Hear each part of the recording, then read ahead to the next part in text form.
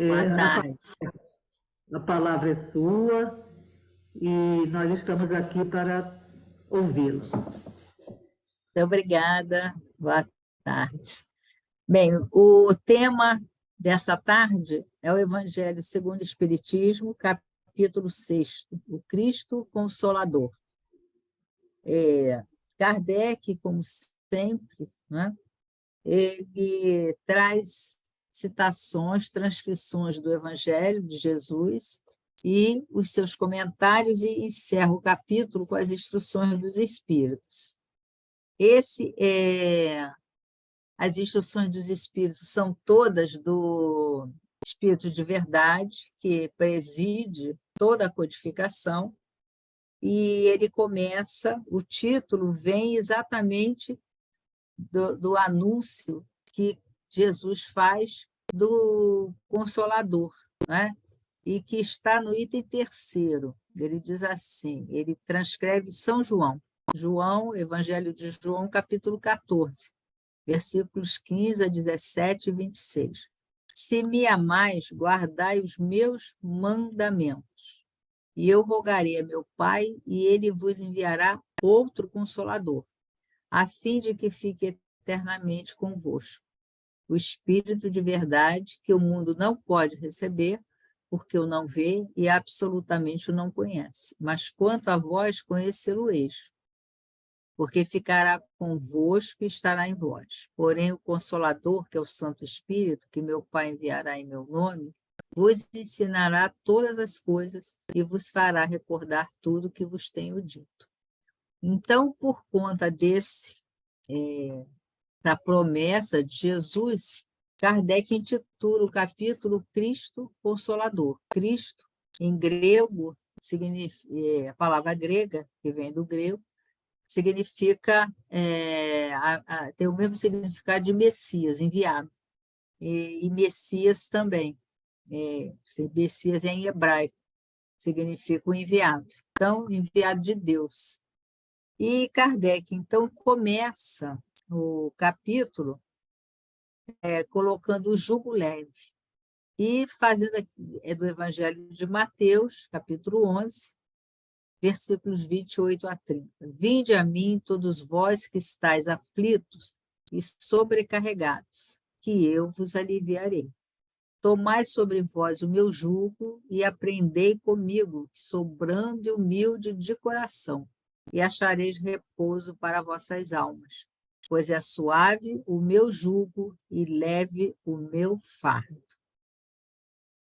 E há uma mensagem de Emmanuel em que me diz, né, a quem Jesus estava falando quando ele se dirigia, quando ele convidava, vinde a mim, todos vós que encontrareis a paz, vinde que eu vos aliviarei.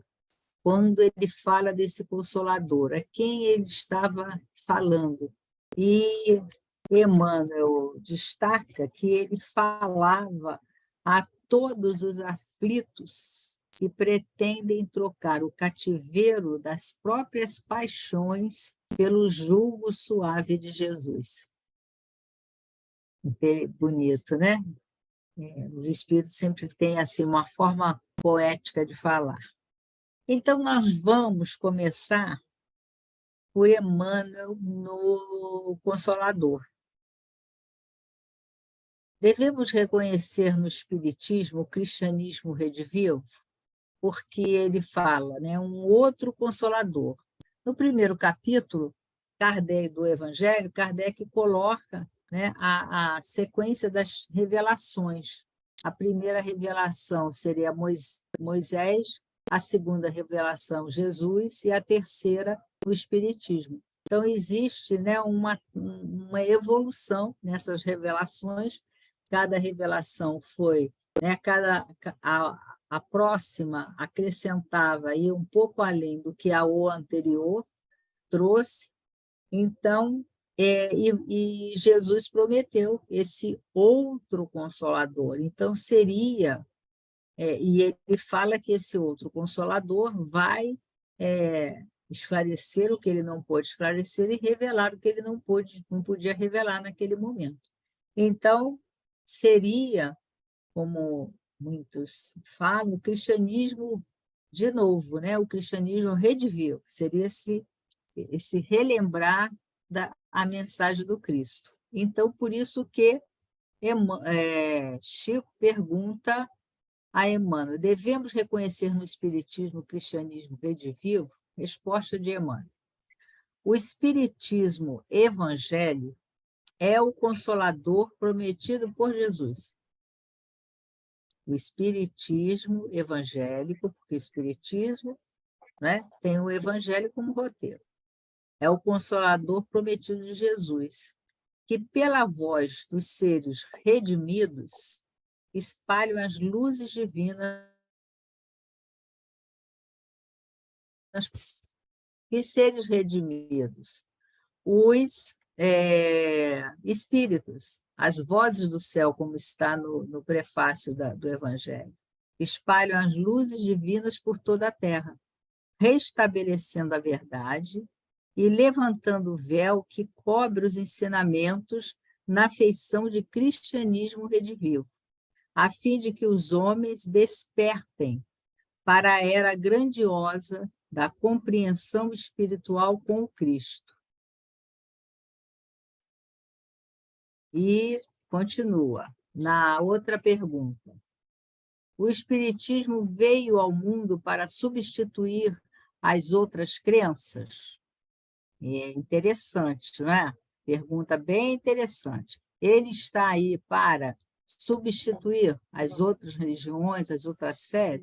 Não. O Consolador, como Jesus terá de afirmar igualmente, eu não vim destruir a lei, que é exatamente a primeira, né, o primeiro capítulo. Eu não vim destruir a lei.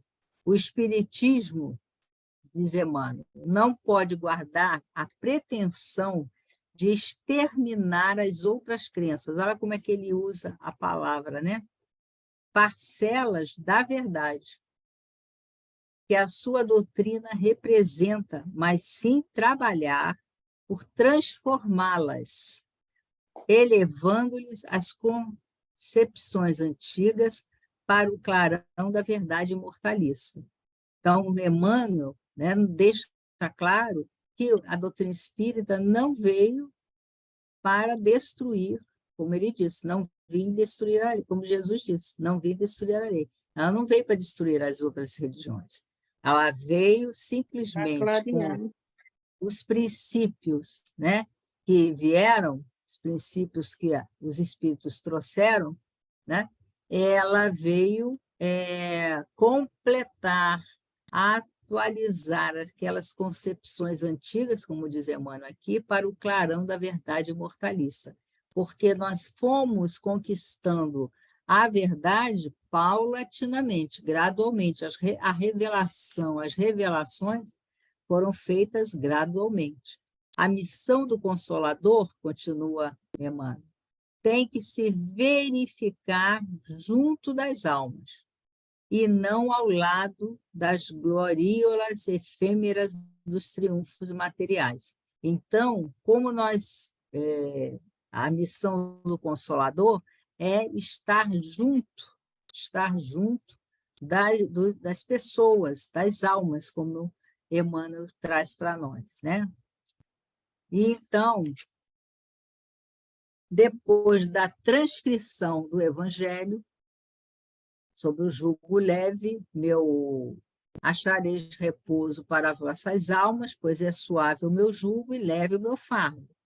E aí Kardec vai nos lembrar, né? Por que Jesus nos convida a todos aflitos? Porque todos os sofrimentos, misérias, decepções, dores físicas, perda de seres amados, encontram consolação na fé no futuro, na confiança na justiça de Deus, que o Cristo veio ensinar aos homens. Então, o que o Cristo nos trouxe? Ele comprovou a existência da vida futura. Ele comprovou que a vida continua. Então, ele nos trouxe o quê? Demonstrando ali, comprovadamente. Nos mostrou a realidade da vida, que a vida continua. Então, ele nos deixou a fé na vida futura e a confiança na justiça de Deus, a cada um segundo as suas obras. E como ele dizia, né? Vai, cada cura que ele fazia, vai e não tornes a pecar para que não te aconteça algo pior. Então, ele estava falando o quê? De causa e efeito, da justiça divina. Então, Kardec comenta, sobre aquele que, ao contrário, nada espera após esta vida, ou que simplesmente duvida, as aflições caem com todo o seu peso, e nenhuma esperança lhe mitiga o amargor. Então, a certeza de que nós continuaremos vivos, e que há uma justiça divina, e receberemos, segundo aquilo que fizermos, a página de Emmanuel, né, a humanidade real, que nos convida a viver com os ensinamentos dele, né? Com os ensinamentos dele para adquirirmos essa humanidade, a humanidade real.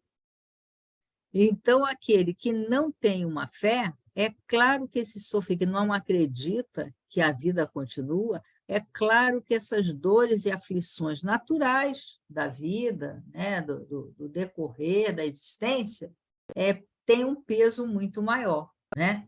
Então, diz Kardec, foi isso que Jesus disse quando vinde a mim, todos vós que estáis fatigados, que eu vos aliviarei, né?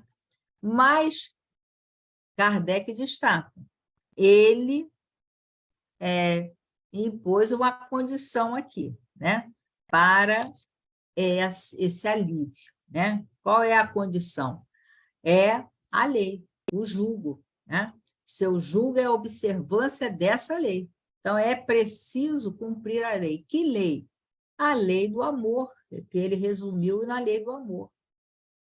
Mas esse julgo é leve e a lei é suave, pois que apenas impõe como dever o amor à caridade. E depois, então, Kardec fala do Consolador prometido, do Consolador prometido. E aí, do Consolador prometido, ele vai fazer comentários também, né? E ele lembra sobre o Espírito de verdade que veio para ensinar todas as coisas e relembrar o que o Cristo disse.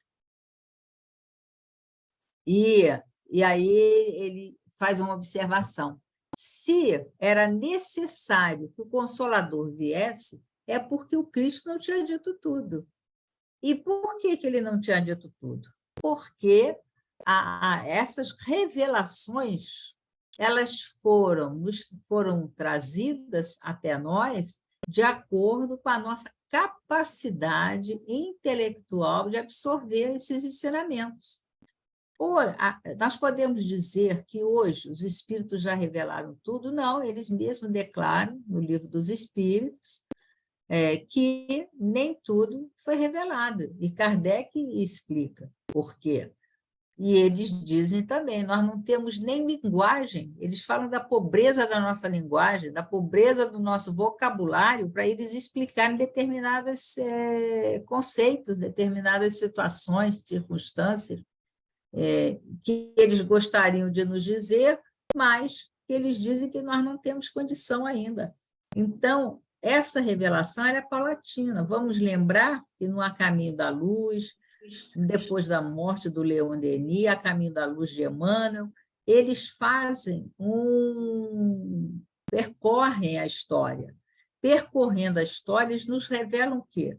Que o Pai nos enviou emissários seus, trazendo toda a sua lei desde sempre, desde tempos imemoriais, muito antes da nossa história, na pré-história, foram enviados emissários do Pai para que nos trouxessem a sua lei. E os mais importantes são esses que Kardec coloca lá no primeiro capítulo. Moisés, que nos trouxe os 10 mandamentos, o decálogo, então, colocando para nós o que precisamos saber, Jesus, que aí ele vem, o governador do planeta, vem até nós, ele mesmo, para nos deixar todo o roteiro para nossas vidas. E antes de Moisés, os profetas, né, falavam muitas vezes por alegorias, por imagens, por figuras de linguagem. E mesmo os livros religiosos antigos, se nós pegamos para ler, nós vemos que existem muitas imagens ali, a linguagem metafórica, e porque nós ainda não tínhamos condição de penetrar muitos daqueles conhecimentos. Mas Jesus, ele vem, ele fala por parábolas, sim, ele tem imagem, como é preciso nascer de novo, e que nós sabemos que é uma imagem para a reencarnação, e hoje nós sabemos disso. Mas naquele momento ele não podia contar. Mas o que nós deveríamos fazer, o roteiro é claro, e Kardec frisa isso no Evangelho, que quanto ao que fazer, como chegar ao Pai, como evoluir, como viver, segundo o roteiro de Jesus, ele nos deixou bem claro que era amar. Amai-vos uns aos outros, como eu vos amei, reconcilia-te com teu adversário, perdoa 70 vezes 7. Então, o que nós temos de fazer, nós já sabemos há muito tempo. Mas há outras revelações que nos ajudam a entender a mensagem do Mestre Jesus, que nós ainda hoje não temos condição. Então, o Cristo ele não pôde revelar tudo, porque não havia ainda condição, nós estávamos na nossa infância espiritual. E então, diz Kardec, né? O Espiritismo vem na época predita, cumprir a promessa do Cristo. Preside ao seu advento, à sua chegada, o Espírito de verdade. Ele chama os homens à observância da lei, ensina todas as coisas, fazendo compreender o que Jesus disse por parábolas. Então, existem alguns conhecimentos, alguns ensinamentos que Jesus deixou no que Carlos Torres Pastorino denominou de cofre, né? É como se Jesus tivesse guardado aqueles ensinamentos no cofre para preservar de possíveis alterações e deturpações. Advertiu Cristo: ouçam os que têm ouvidos para ouvir. O Espiritismo vem abrir os olhos e os ouvidos, porque fala sem figuras. Na doutrina espírita, não há parábolas, não há figuras de linguagem. Às vezes, Kardec, os espíritos usam imagem, usam comparações, para fazerem comparações, nem alegorias. Levanta o véu intencionalmente. Ele tem o objetivo de levantar o véu, é intencional. Assim como foi intencional preservar determinados ensinamentos, como diz o Pastorino, ocultos, ainda cobertos pelo véu da alegoria. Levanta o véu intencionalmente lançado sobre certos mistérios. Vem finalmente trazer a consolação suprema aos deserdados da terra e a todos os que sofrem, atribuindo causa justa e fim útil a todas as dores. Porque até a doutrina espírita, embora Jesus tivesse dito a cada um segundo as suas obras, o homem aceitava isso por fé. Não entendia a causa do seu sofrimento. Por que sofremos? Mas é uma injustiça. Outros tem tantos aí que não passam pelas dificuldades que eu passo. Como é isso? E a doutrina espírita vem pelos relatos dos espíritos, pelas próprias relatos das suas existências, das suas dificuldades. Pegamos o céu e o inferno, estão lá os relatos dos espíritos falando da causa das dores pelas quais eles passam, como é que era a sua vida anterior, como é que foi a sua última existência, qual a causa da situação espiritual naquele momento, o que está programado, o que nós devemos fazer. Então, os espíritos vieram e contaram, relataram suas histórias. E aí, eles comprovaram a realidade que o Espiritismo nos trouxe. E aí deu causa justa e fim útil a todas as coisas, a todas as dores. E Kardec, então, lembra o Cristo: bem-aventurados aflitos, pois que serão consolados. Mas como há de alguém sentir-se feliz por sofrer? Pergunta Kardec, se não sabe por que sofre. Então,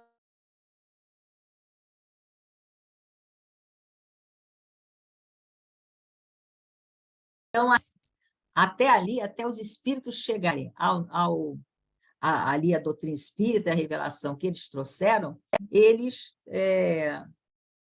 não sabiam o porquê do sofrimento, era injusto. Os espíritos, revelando essa causa, vão explicar causa e consequência, causa e efeito. E então continua Kardec: o Espiritismo mostra a causa dos sofrimentos nas existências anteriores e na destinação da Terra, onde o homem expia o seu passado. Mostra o objetivo dos sofrimentos, apontando-os como crises salutares, que produzem a cura e como meio de depuração, que garante a felicidade nas existências futuras. O homem compreende que mereceu sofrer e acha justo o sofrimento. Sabe que este lhe auxilia o adiantamento e o aceita sem murmurar, como o obreiro aceita o trabalho que lhe assegurará a felicidade. E então, o Espiritismo lhe dá uma fé inabalável no futuro, e a dúvida pungente não mais se lhe apossa da alma, dando-lhe a ver do alto as coisas, a importância das vicissitudes terrenas some-se no vasto e esplêndido horizonte. Assim, o Espiritismo realiza o que Jesus disse do Consolador, prometido: conhecimento das coisas, fazendo que o homem saiba de onde vem, para onde vai e por que está na terra. Atrai para os verdadeiros princípios da lei de Deus e consola pela fé e pela esperança. Por isso, o jugo é leve, né? O jugo é suave e o fardo é leve, porque o fardo das dores se torna leve quando nós entendemos que nos cabe cumprir a lei que Jesus nos deixou: amar a Deus sobre todas as coisas e ao próximo como a si mesmo. E ainda vos deixo um outro mandamento: amai-vos uns aos outros como eu vos amei. Então, o Consolador prometido, que é a doutrina espírita, ele avança nessa evolução da revelação. E aí, Kardec coloca as instruções dos espíritos, que são mensagens do Espírito de verdade. E o Espírito de verdade é aquele que coordena o advento, né, da chegada da doutrina espírita. É ele que coordena todo o conjunto de espíritos para essa revelação. Ele preside, Kardec diz, né? É o Senhor que preside todos esses ensinamentos trazidos ao homem para a sua redenção. Agora, nós já entendemos as causas das nossas aflições. Isso faz diferença? E muita, porque uma situação é passar por aflição sem entender por quê e achar muitas vezes injusta. A doutrina espírita, os espíritos revelam o quê? Não há dor, aflição injusta. Todas estão dentro da lei de Deus, dentro da causa e efeito, ação e reação. E então, a primeira mensagem que o Espírito de Verdade dá é de 1860, em Paris, na sociedade, então. E diz o Espírito de Verdade: venho, como outrora, aos transviados filhos de Israel, trazer-vos a verdade e dissipar as trevas. Então, antes, o Consolador veio, o Consolador, Jesus, veio entre o povo de Israel, trazer a verdade do Evangelho e dissipar as trevas que envolvia aquele povo. Escutai-me. O Espiritismo, como fez antigamente a minha palavra, tem de lembrar aos incrédulos que acima deles reina a imutável verdade. Qual é a imutável verdade? O Deus bom, o Deus grande, que faz germinem as plantas e se levantem as ondas. Revelei a doutrina divinal, como um cefeiro, reuni em feixes o bem esparso no seio da humanidade e disse: vinde a mim, todos vós que sofreis. E ele, a seguir, ele comenta que os homens ingratos se afastaram desse caminho, que esse Consolador havia anunciado quando esteve entre nós. Então, afastaram-se do caminho que conduz ao reino de meu Pai e enveredaram pelas ásperas sendas da impiedade. E, como dizia um profeta, meu Pai não quer aniquilar a raça humana, quer que, ajudando-vos uns aos outros, mortos e vivos, isto é, mortos segundo a carne, porquanto não existe a morte, vos socorrais mutuamente. Então, olhem que importante é essa passagem, né? Ele quer que, ajudando-nos mutuamente uns aos outros, é o amai-vos uns aos outros, como eu vos amei. E homens fracos, e compreendeis as trevas das vossas inteligências. Sinto-me por demais tomado de compaixão pelas vossas misérias, pela vossa fraqueza imensa, para deixar de estender mão socorredora aos infelizes transviados, e vendo o céu, caem nos abismos do erro. Crede, amai, meditai sobre todas as coisas, não mistureis o joio com a boa semente. O parágrafo a seguir é um muito conhecido entre nós, que são os 2 mandamentos que o Espírito de Verdade nos traz. Espíritas, amai-vos, este é o primeiro ensinamento. Instruí-vos, este é o segundo. E, a seguir, no cristianismo encontram-se todas as verdades. São de origem humana os erros que nele se enraizaram. Muitas vezes as pessoas dizem, né, que o cristianismo faliu, que o cristianismo não, né, passou. Na verdade, o cristianismo continua intacto. A filosofia, a mensagem do Cristo continua intacta. E é exatamente aqui, no cristianismo, encontram-se todas as verdades. São de origem humana os erros que nele se enraizaram. Foram os homens que o deturparam, não a mensagem. A mensagem continua íntegra. Por isso ele diz: eis que do além-túmulo, que julgáveis o nada, porque ali no século XIX, a humanidade tinha chegado ao ponto de negar Deus, de negar a fé, de negar Jesus, né? Durante muito tempo, e ainda, hoje menos, mas durante muito tempo havia aqueles materialistas que negavam a existência histórica de Jesus. Hoje, é muito raro, né? Até os materialismos negarem a existência de Jesus. Então, a existência de Jesus já está aceita. Existe existência histórica, inclusive porque o Flávio Josefo, que era um historiador, faz menção a ele. Então, ele existiu, né? Então, já se admite a existência histórica, que antes, durante muito tempo, tentaram negar essa existência. Eis que do além-túmulo, que julgáveis o nada, vozes vos clamam, irmãos, nada perece. Jesus Cristo é o vencedor do mal. Sede os vencedores da impiedade. Então, qual é a nossa função?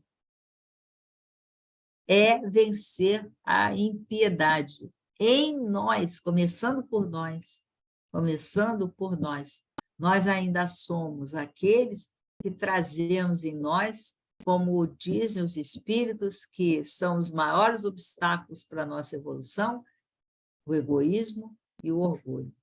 E a seguir, no item 6, são 8 itens, com 4 mensagens do Espírito de Verdade. Ele, na outra mensagem, ele diz assim, né? Qual é o papel, então, desse Espírito Consolador? Não é o Consolador prometido? Então, ele começa dizendo, venho instruir e consolar os pobres deserdados. Venho dizer-lhes que elevem a sua resignação ao nível de suas provas. Que chorem, porquanto a dor foi sagrada no jardim das oliveiras, mas que esperem, pois, que também a eles os anjos consoladores lhes virão enxugar as lágrimas. Então, ele através dessa mensagem, dessa instrução, ele nos deixa a esperança de que não estamos sós, não estamos abandonados, estamos sempre com os amigos espirituais junto de nós, nos inspirando, e nos convida ao trabalho. Ele não falou, no Evangelho não está lá, mãos à obra, mãos no arado? Pois é, obreiros, traçai o vosso sulco. Olha a imagem do arado. O que o arado faz? Ele cava sulcos, na terra para colocar a semente. Traçai o vosso sulco, recomeçai no dia seguinte o afanoso labor da véspera. O trabalho das vossas mãos vos fornece aos corpos o pão terrestre. Vossas almas, porém, não estão esquecidas. Pelo trabalho, nós conseguimos o pão material. Mas e o pão espiritual? É o Cristo que nos oferece. E eu, jardineiro divino, as cultivo no silêncio dos vossos pensamentos. Quando soar a hora do repouso e a trama da vida se vos escapar das mãos, vossos olhos se fecharem para a luz, sentireis que surge em vós e germina a minha preciosa semente. Nada fica perdido no reino do nosso Pai. E os vossos suores, olhem a mensagem de esperança do Espírito de Verdade, desse Consolador prometido. Nada fica perdido no reino do meu Pai. E os vossos suores e misérias formam o tesouro que vos tornará ricos nas esferas superiores, onde a luz substitui as trevas e onde o mais desnudo dentre vós será talvez o mais resplandecente. Em verdade vos digo, os que carregam seus fardos e assistem os seus irmãos são bem-amados meus. Nosso desejo, né?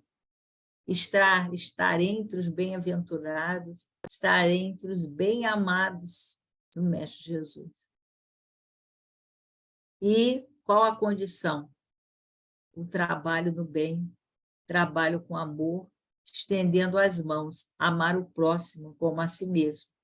Instruí-vos na preciosa doutrina que dissipa o erro das revoltas e vos mostra o sublime objetivo da aprovação humana. E não é isso que a doutrina nos faz? A doutrina traz exatamente essa mensagem de nos instruir, dissipar a nossa revolta, porque entendemos a causa das nossas aflições, das nossas dificuldades, e entendemos o objetivo delas, que é da nossa evolução, nós repararmos os erros do passado.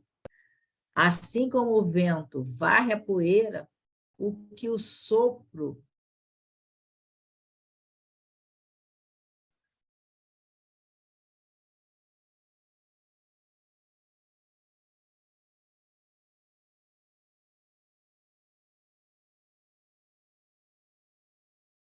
cortou aqui, né?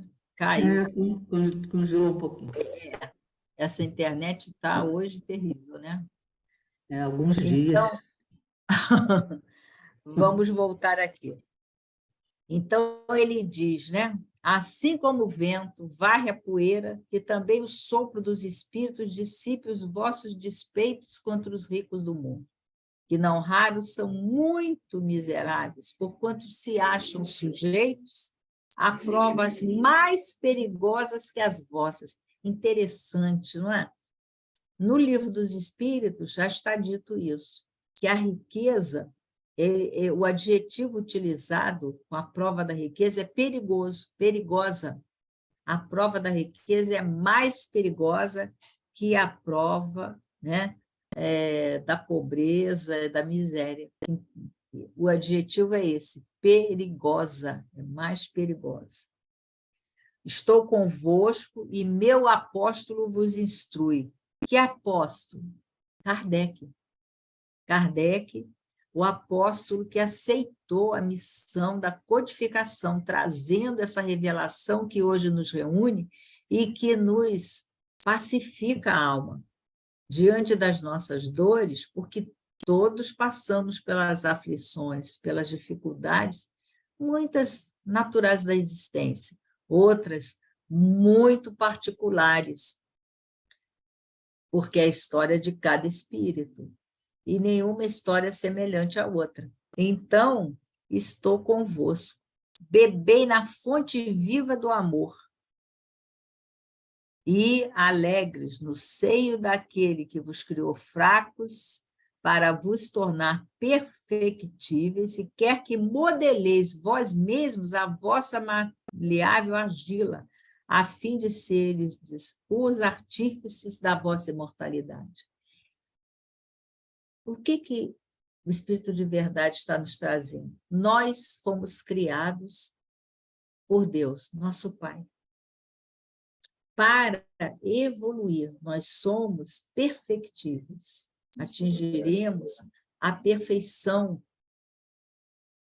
no estado de espírito puro. Não a perfeição absoluta, que essa é de Deus, mas a perfeição relativa, que pudermos alcançar. E nós, ele nos lembra o quê? Nós, pela revelação que os espíritos nos trazem, somos artífices dessa nossa perfeição, dessa nossa evolução. Somos nós que vamos nos construindo e vamos crescendo, ascendendo ao Pai, né? A seguir, uma mensagem, esse capítulo é muito bom para indicar para as pessoas que passam por grandes dificuldades. É muito bom indicar esse capítulo, porque é o Cristo Consolador, né? Então, mais uma mensagem de do Espírito de verdade. Sou o grande médico das almas e venho trazer-vos o remédio que há de vos curar. Os fracos, os sofredores, os enfermos, são os meus filhos prediletos. Venho salvá-los. Vinde, pois, a mim, vós que sofreis, e vos achais oprimidos, e sereis aliviados e consolados. Então, é uma mensagem de esperança, de esperança. Amai e orai. Sede dóceis aos Espíritos do Senhor, invocai-o do fundo do coração. Ele então vos enviará seu Filho bem-amado. Eis-me aqui, venho até vós porque me chamaste. E, por último, encerrando o capítulo, nós temos a outra instrução dele dizendo: Deus consola os humildes, dá força aos aflitos, seu poder cobre a terra, e por toda a parte, junto de cada lágrima, colocou ele um bálsamo que consola. A abnegação e o devotamento são uma oração contínua e encerram um ensinamento profundo. Então, diante das dificuldades, os Espíritos nos recomendam que nós oremos. Aqui as instruções nos recomendam que nós busquemos o Senhor. Como nós vamos buscá-lo? Através da nossa oração. Mas ele nos lembra que a melhor oração é o nosso trabalho no bem, a nossa dedicação ao amor, estendendo os braços, abraçando, ouvindo, observando e acolhendo. E ele diz, né, a abnegação e o devotamento são uma prece contínua. A sabedoria humana reside nessas duas palavras, abnegação e devotamento. Abnegação e devotamento são consequência do amor, são consequências do amor. Então, ele finaliza essa instrução dizendo: tomai por divisa essas duas palavras, devotamento e abnegação, nas nossas existências, nas nossas ações, e sereis fortes, porque elas resumem todos os deveres que a caridade e a humildade vos impõem, devotamento e abnegação. O sentimento do dever cumprido vos dará repouso ao espírito e resignação. O coração bate então melhor, a alma se serena, o corpo se forra aos desfalecimentos, por isso que o corpo tanto menos forte se sente, quanto mais profundamente golpeado é o espírito de verdade. Eu lembro da Joana, que diz, né, que nos diz que quem é solidário não é solitário.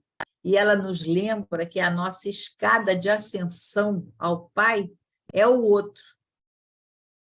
E aí nós lembramos de Jesus, amar ao próximo como a si mesmo.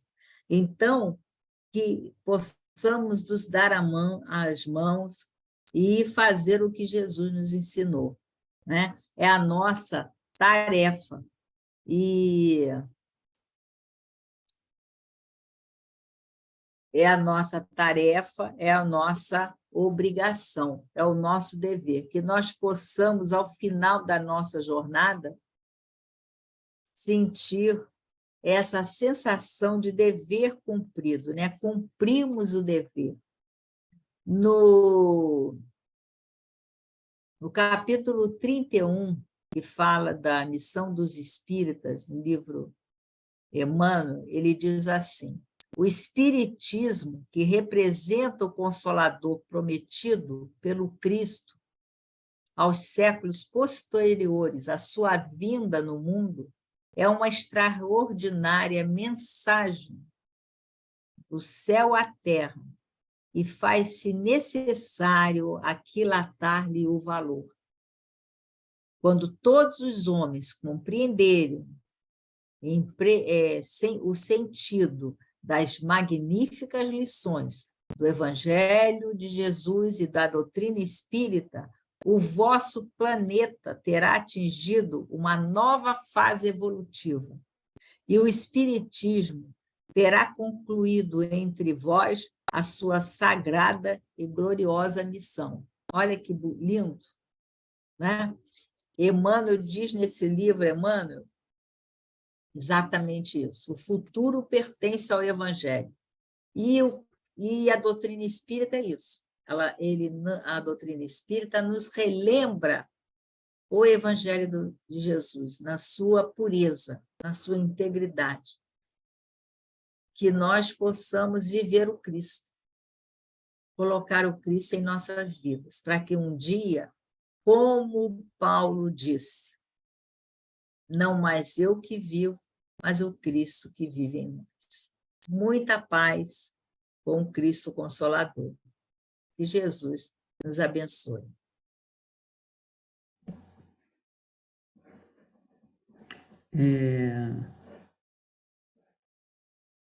Bianca? Bianca? Oi, tá me ouvindo? Estou. Você sabe desativar o mudo e abrir as janelas, todos os que estão mudos? Alguém quer fazer alguma pergunta para a Maria da Graça?